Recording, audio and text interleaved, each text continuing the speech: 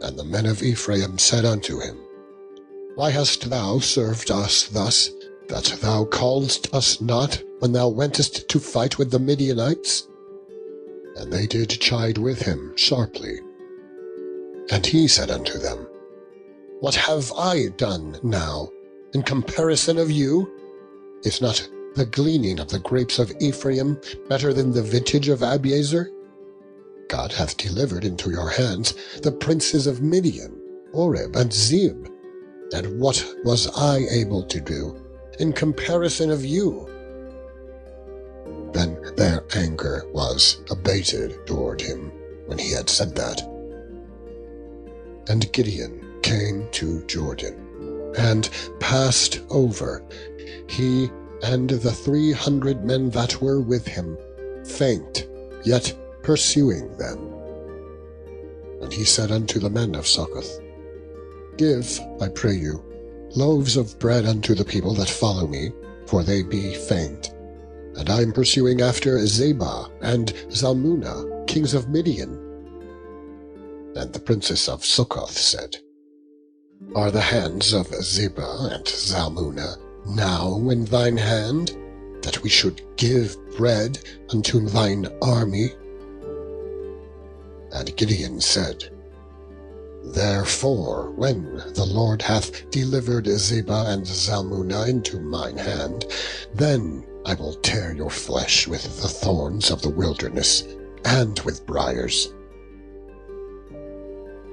And he went up thence to Penuel, and spake unto them likewise.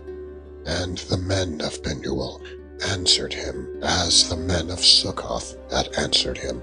And he spake also unto the men of Penuel, saying, When I come again in peace, I will break down this tower.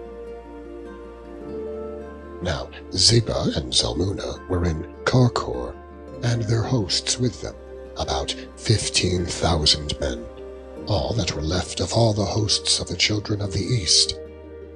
For there fell 120,000 men that drew sword.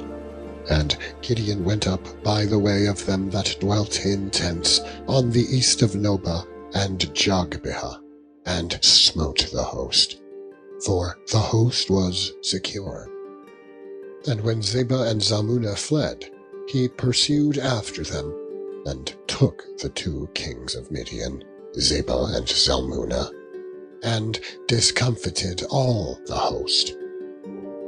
And Gideon, the son of Joash, returned from battle before the sun was up, and caught a young man of the men of Succoth, and inquired of him.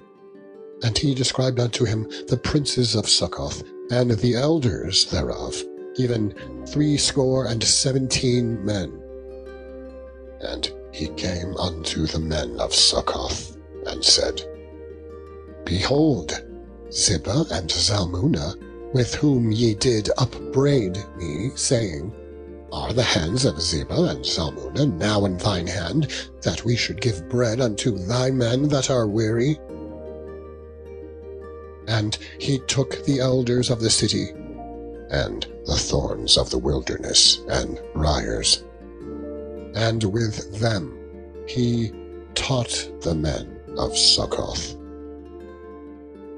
And he beat down the tower of Penuel, and slew the men of the city.